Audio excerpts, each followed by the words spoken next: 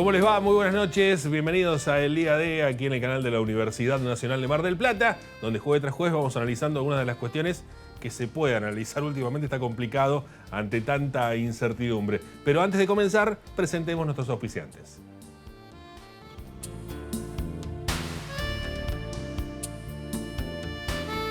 Auspician este programa. Sindicato de Empleados de Comercio Zona Atlántica. UTE, El Libertador. Sindicato Luz y Fuerza, Mar del Plata. Y decía incertidumbre, ¿no? Y va a ser la palabra que esperemos siga siendo la clave. Y digo esperemos porque, ¿vieron aquel dicho de siempre se puede estar peor? Bueno, lamentablemente uno se ríe porque estamos en toda esta etapa en la cual tratamos de reírnos ante tanta angustia, ¿no? Y ante tanta incertidumbre justamente. Pero aferrémonos a la incertidumbre porque probablemente lo que venga después sea peor, digamos. Justamente esto, y no arranque el programa más optimista del mundo. Estamos de acuerdo, pero me parece que en la incertidumbre nos permite pensar que puede que haya algo mal a futuro, o que la cosa va a ser difícil a futuro. Ahora lo que vemos es que es esa sensación de que pueda pasar. Cuando pase va a ser más complejo, digamos, ¿no? Y lamentablemente cualquier escenario posible, lo que nos muestra, estos escenarios hipotéticos a futuro, el mejor de los escenarios nos muestra una realidad de un 2024 conflictivo, crítico a nivel social, crítico a nivel económico, crítico a nivel de protestas, crítico a todo nivel, político, económico. Va a ser muy, muy complejo en el mejor escenario posible, que significaría que el gobierno empiece a mejorar las cosas a partir de mayo, junio, como dijo el presidente. Si para marzo, abril teníamos que tocar fondo, según dijo el propio Milei, lo cual da una esperanza tremenda, imagínense cuánto tiempo llevará recuperar todo eso. Bueno, el mejor escenario que sería ese, se lo ve muy crítico de aquí en más. De eso vamos a hablar porque la incertidumbre está para todos los sectores, pero particularmente del sector del Estado. Ese será el tema de esta noche, aquí en el Día D. Así que quédense que después de la pausa vamos a nuestra entrevista. Viajar en colectivo te conviene. Ahora tenés una respuesta inmediata a todas tus consultas. La nueva línea gratuita de atención al usuario. 0800-333-0701. Viaja asegurado. Viaja tranquilo. Subite a los colectivos de Mar del Plata. Sindicato Luz y Fuerza Mar del Plata. 25 de mayo, 4135.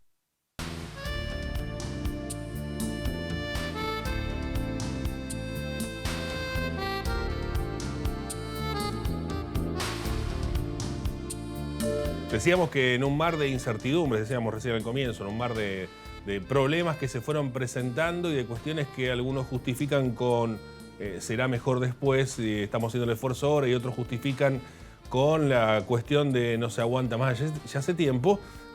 Muchas incertidumbres se han presentado, muchos problemas se han presentado, pero donde más uno nota que puede haber cierta incertidumbre y más precaución tiene que ver con todo el funcionamiento del Estado y particularmente con sus trabajadores.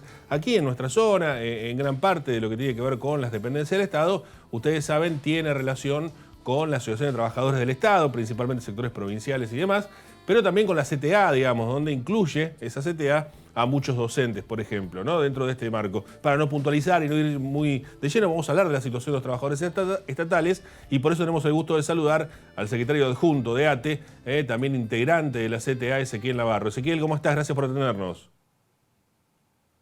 ¿Qué tal, Nicolás? Muy buenas noches. Bueno, en principio, Ezequiel, digo, si tuvieses que plantear un panorama de lo que está ocurriendo por estas horas, la palabra incertidumbre se repite hasta cuando vamos a comprar un paquete de fideo al almacén, está claro, digo, pero esa incertidumbre, ¿cómo repercute o cuál es la situación que ustedes ven por estas horas en los trabajadores estatales? Bueno, la verdad que una situación que se viene poniendo cada vez más compleja. En la ciudad de Mar del Plata solamente hubo un nombramiento de funcionarios del Estado Nacional. Ese nombramiento fue en las oficinas del PAMI.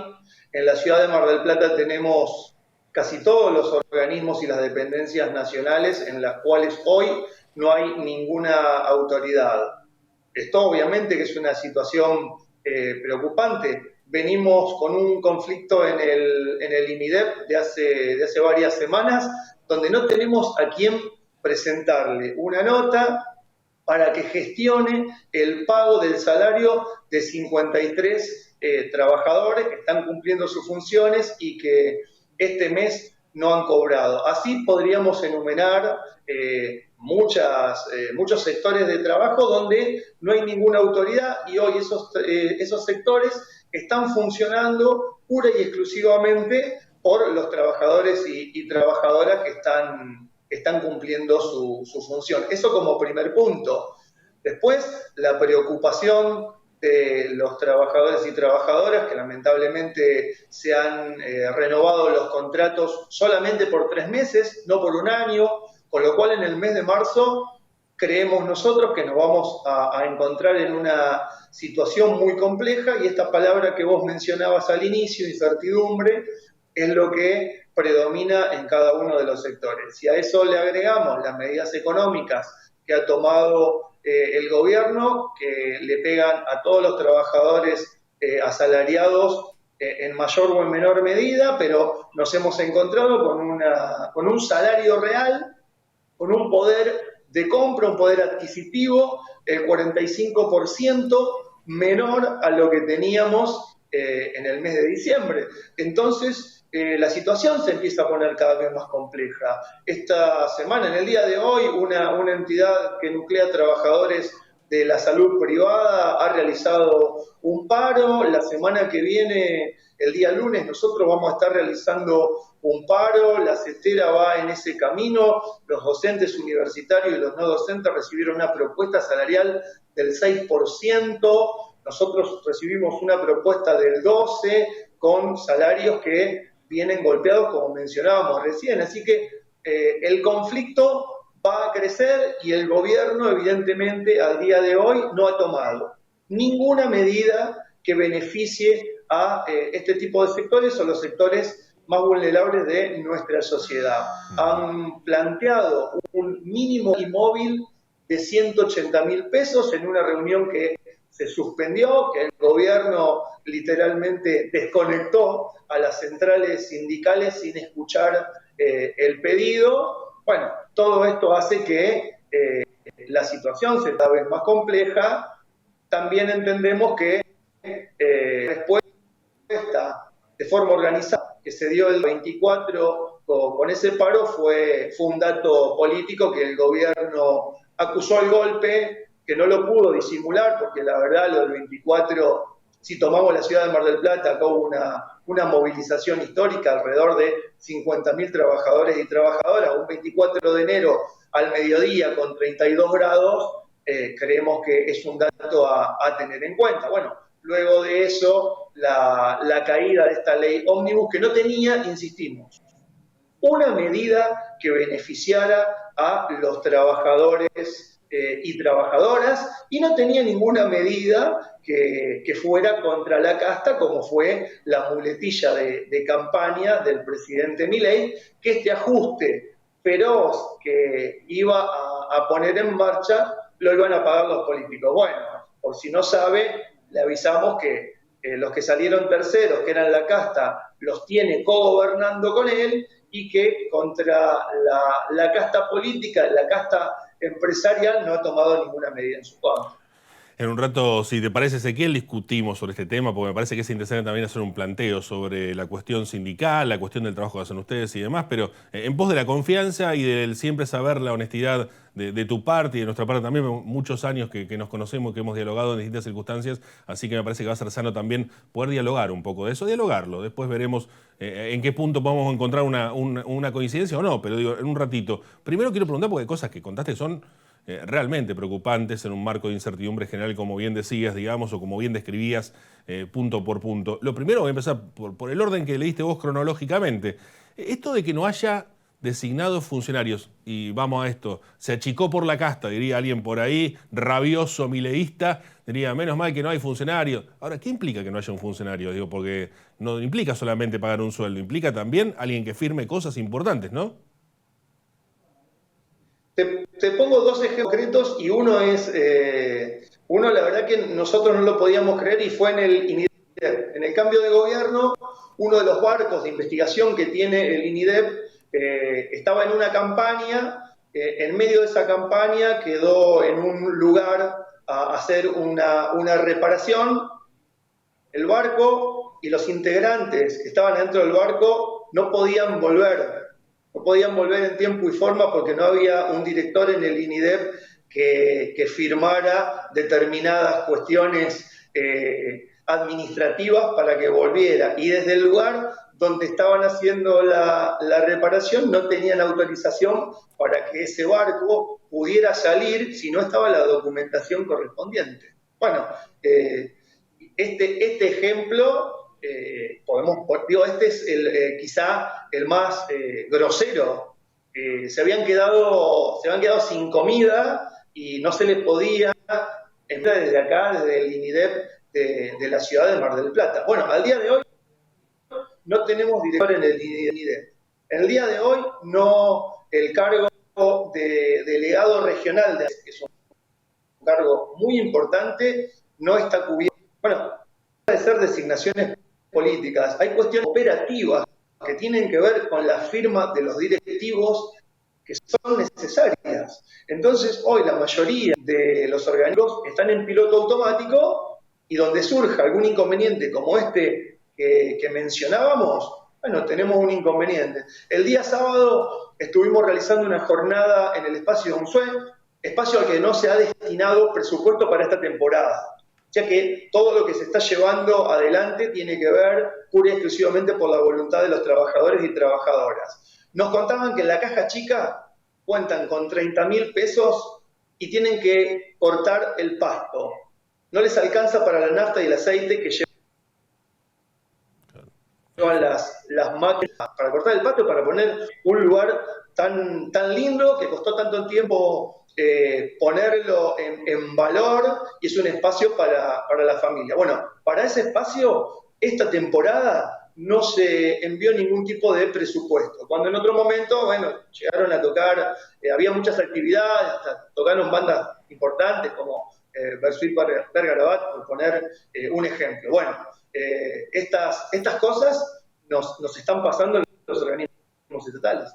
Claro. Pregunto por la segunda cuestión que marcaste y que realmente es muy preocupante porque uno la puede analizar desde el punto de vista, cada uno le parecerá más lejano o no, pero cuanto más te acercas a la situación, hay muchas familias en incertidumbre e incluso en sufrimiento. Tiene que ver con la renovación de contratos. Decía algo que voy a subrayar y que quiero que extiendas un poco la explicación o que nos cuentes un poco más de esta historia, que tiene que ver con los contratos. Claro, la renovación de contratos ante la inflación se hace cada vez más corta, se llega ahora a 3 meses. Ahora, no se sabe si esos contratos en 3 meses se van a renovar. Exactamente. Habitualmente, y esto es algo que nosotros lo venimos cuestionando no de ahora, sino de mucho tiempo. Uno entiende cuando hay otro tipo de gobierno que tiene quizá una mirada distinta del trabajador. Bueno, ese es el gobierno que le tiene que dar estabilidad laboral. Bueno, lamentablemente esto no ha pasado, la precarización, el Estado existe hace más de 20 años y nos lleva a estas situaciones. Habitualmente, el 31 de diciembre, vencen los contratos y se renuevan automáticamente por un año. Bueno, este mes nos encontramos con que el 31 de diciembre no llegaron los contratos para ser firmados por trabajadores y trabajadoras. Hubo algunos despidos a lo largo y a lo ancho del país. Y cuando llegaron las renovaciones, todas las renovaciones llegaron solamente por 3 meses. O sea que al 31 de diciembre, aquel trabajador que entró hace un año y el trabajador que entró hace un año sí. Y sigue pueden. Ahí se nos entrecortó un cachito la el misma tema. Suerte. Perdón, se nos entrecortó un cachito ahí la señal de internet. Repetimos esto, el trabajador que tenía hasta el 31 de diciembre un contrato. El gobierno empieza a retirar políticas públicas. Ahora la renovación es hasta el 31 de marzo. Entonces, tanto el trabajador que hace 2 años que está en la institución o aquel que está hace 15, el 31 pueden correr la misma suerte. Con la preocupación que si el Estado empieza a retirar las políticas públicas que hace un tiempo tenía, la pregunta va a ser, ¿para qué quiero tener tanta cantidad de trabajadores si yo no tengo políticas públicas que llevar a la sociedad? También pongo un ejemplo concreto. En el mes de noviembre, diciembre, las sucursales de ANSES estaban haciendo un montón de trámites, había una política de créditos que sería otro tema discutirlas, y estaba lleno. Toda la gente con turnos, yendo a ANSES, haciendo fila, todos los operadores haciendo su trabajo. El mes de enero, las oficinas de ANSES estaban prácticamente vacías. Ezequiel, si yo me pongo un poco en abogado del diablo y entiendas esto como una metáfora, como una frase hecha y no como que estoy intentando decir que el presidente es el diablo, si me pongo un poco en abogado del diablo me pregunto, y te traslado la pregunta y pido honestidad, puede ser que la tenés, por eso te la pregunto a vos y me animo. Quizá otro dirigente que por ahí conozco otro tipo de perfil no se lo preguntaría, pero teniendo en cuenta tu honestidad y que siempre hemos podido hablar desde ese lugar sincero y directo, digamos, me pongo un poco en abogado del diablo de este actual que tenemos. Ah, no era el presidente. Bueno, pregunto, ¿hacen falta? Digo, ¿no pasa que hay muchos contratos porque quien está ocupando un cargo fijo en el Estado no lo cumple? Digo, ¿no aparecen estas cuestiones como se están diciendo por ahí? ¿No aparece esta cuestión de que uno ve trabajando dentro del Estado que hay gente que no va a trabajar, que hay gente que no hace las cosas, entonces hay que contratar a otro para que cumpla ese rol? Entonces eso es el rol del rol. Digo, que aparece por allí, o todos los contratos están bien, digamos. ¿No habría que hacer una revisión en ese sentido? ¿Sí o no? Más allá, digo, poniendo un poco en abogado del diablo y un poco también frío, ¿no? Digamos, porque hay mucha gente contratada, digamos, en este sentido, y aparece también la necesidad laboral, digamos, ¿no? Pero pregunto como una cuestión más macro, si querés, más de pensar el Estado como algo más eficiente. Sí, la respuesta es que los planteles básicos al día de hoy no están completos. Más, te pongo un ejemplo concreto. En PAMI designaron un director con el cual nos reunimos hace algunas semanas y una de las preguntas fue, bueno, ¿cuál es tu visión de los trabajadores y trabajadoras? ¿Con qué te encontraste? Y la respuesta fue que no estaba el plantel básico completo y que a su entender faltaban trabajadores y trabajadoras. Estamos hablando de un funcionario del gobierno de Javier Milei.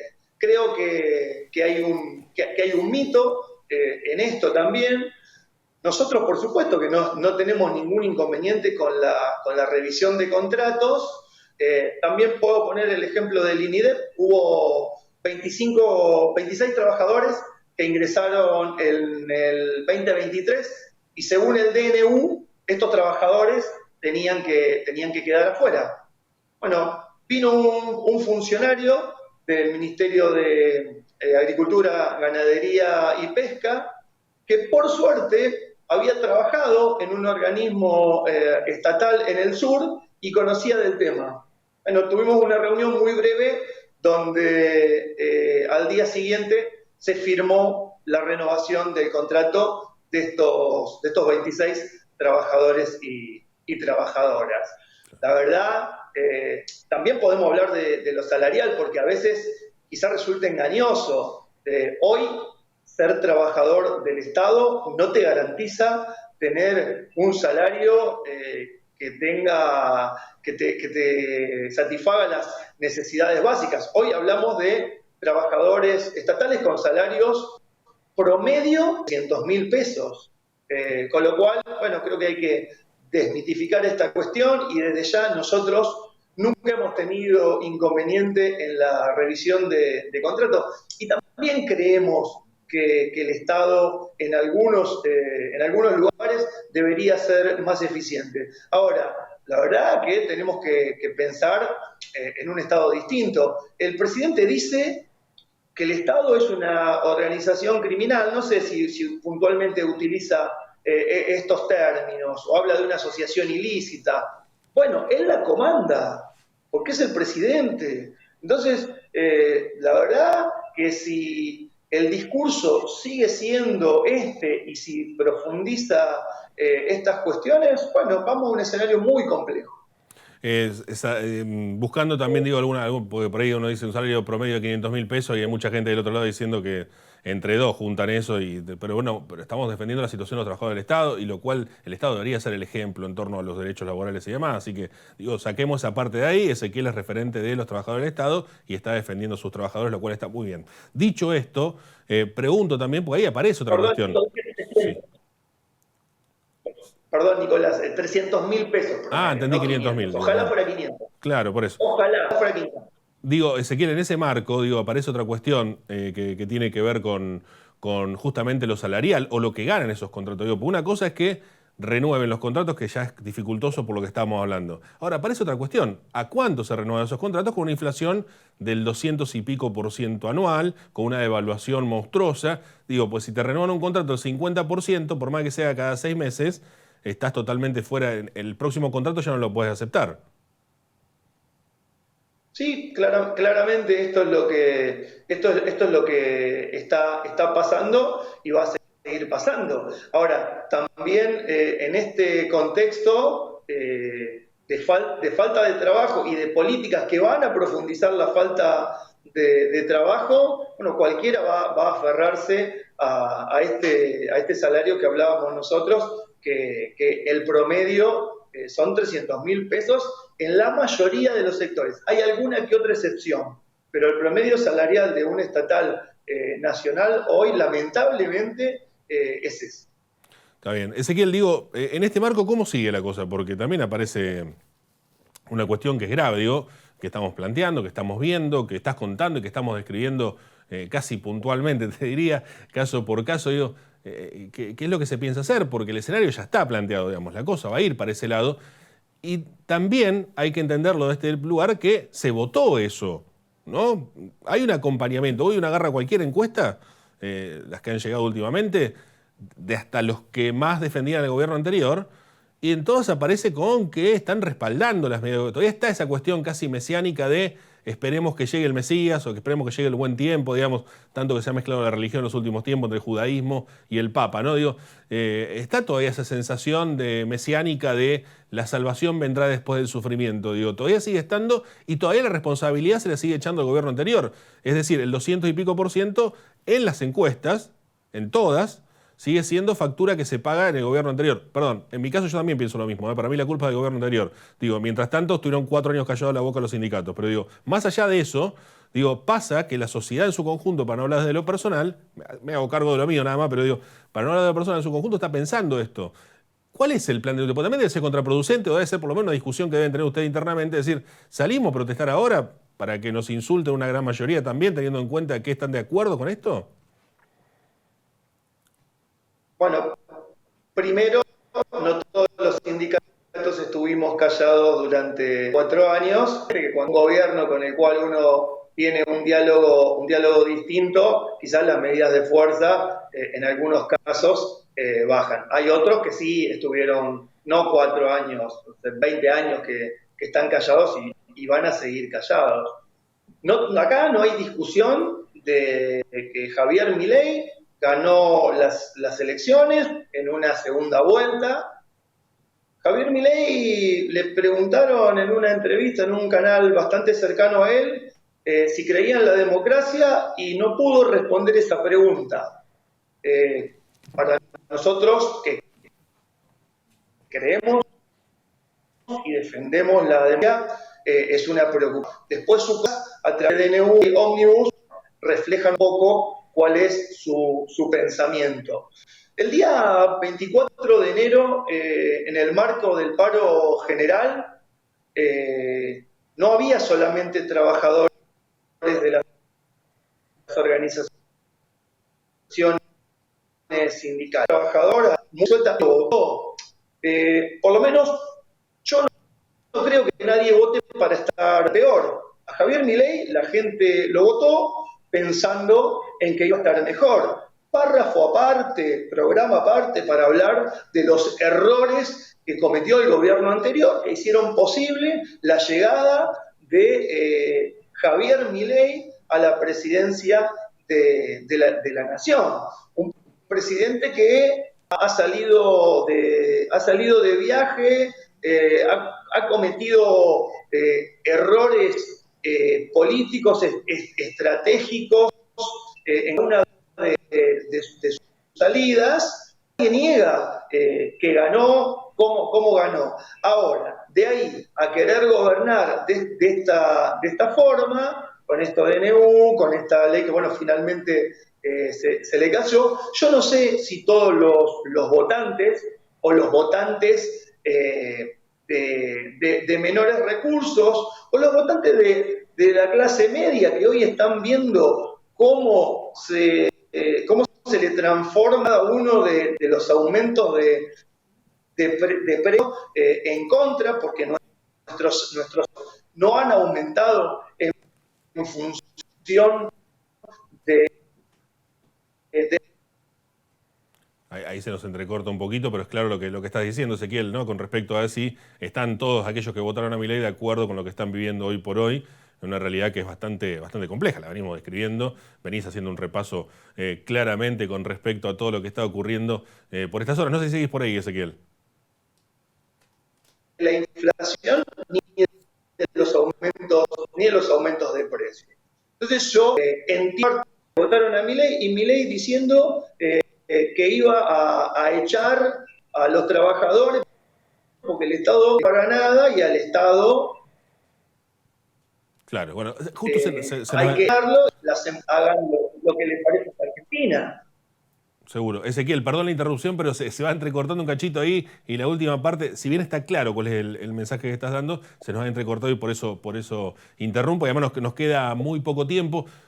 ¿Cuál es el escenario que imaginás, Ezequiel? Y agradezco, digo, lo digo públicamente con problema, Ezequiel los conocemos hace muchísimos años, conozco de su buena gente, de su honestidad, entonces digo, me animo también a contradecir o por lo menos a llevar esta discusión, que me parece que las discusiones son sanas, ¿no?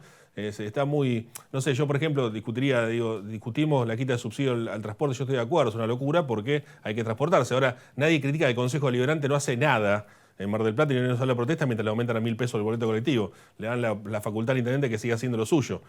Que sigue haciendo lo suyo y nadie dice nada tampoco. Pero será para otro programa, como decía Ezequiel. Vamos a esto. ¿Cómo ves, Ezequiel, este 2024? Digo, porque también se nota bastante complejo en cualquier escenario posible y sobre todo para nosotros, para los trabajadores, para los argentinos y las argentinas que están pasando por una situación crítica, como bien marcabas. Un escenario extremadamente conflictivo porque el presidente Javier Milei no está dispuesto a ceder en nada de lo que plantea y eso se vio claramente en esta ley ómnibus donde muchos de sus aliados estaban dispuestos a acompañarlos. Ahora, él no estuvo dispuesto a ceder absolutamente nada. Bueno, los parlamentos están para eso, para discutir y para generar acuerdos. Si no hay discusión y no se generan acuerdos y se profundizan estas políticas, que seguramente va a empezar a bajar la inflación va a bajar por la tremenda recesión que se está produciendo en nuestro país, bueno, vamos a ir lamentablemente a un escenario cada vez más complejo y algo que yo decía al principio. Esta semana hubo 2 paros de 2 sindicatos que habitualmente no son de hacer paro, no estaban en la calle. La semana que viene va a haber varios sindicatos que van a llevar adelante medidas de fuerza y bueno, esto se va a profundizar y lamentablemente el hilo se corta por lo más delgado y aquellos que hoy no tienen un plato de comida, comedor, ni siquiera los comedores hoy pueden dar un plato de comida porque el gobierno cortó esa ayuda social también. Seguro. Ezequiel, gracias por estos minutos. Perdón por la generalización, ¿no? Cuando hablaba de los sindicatos, por supuesto que hay excepciones y que hay gente que ha estado protestando, ha estado presente siempre. Y también lo que pasa es que no era tan masivo como pasa ahora y esto genera a veces alguna incertidumbre. Y me parece que está dentro de la discusión, por eso también lo traía esta conversación. Agradecerte como siempre y seguiremos en diálogo en lo que seguramente coincido, ¿no? Va a ser un año bastante conflictivo. Gracias, Ezequiel, un abrazo. Gracias, Nicolás, te mando un abrazo. Ezequiel Navarro, secretario adjunto de ATE, integrante de la CTA, referente de los trabajadores del Estado en una circunstancia grave, en general y en lo particular para aquellos trabajadores del ámbito estatal. No tenemos más tiempo, así que los esperamos el próximo jueves aquí, en el canal público de la región, el canal de la Universidad Nacional de Mar del Plata, también pública, también del Estado, también compuesta por trabajadores del Estado que viven esta misma incertidumbre y también nuestras preocupaciones presentes, tanto contratos como trabajadores de planta que seguimos reclamando por mejores condiciones y porque la universidad siga siendo pública y gratuita y para todos. Será hasta la próxima. Chau.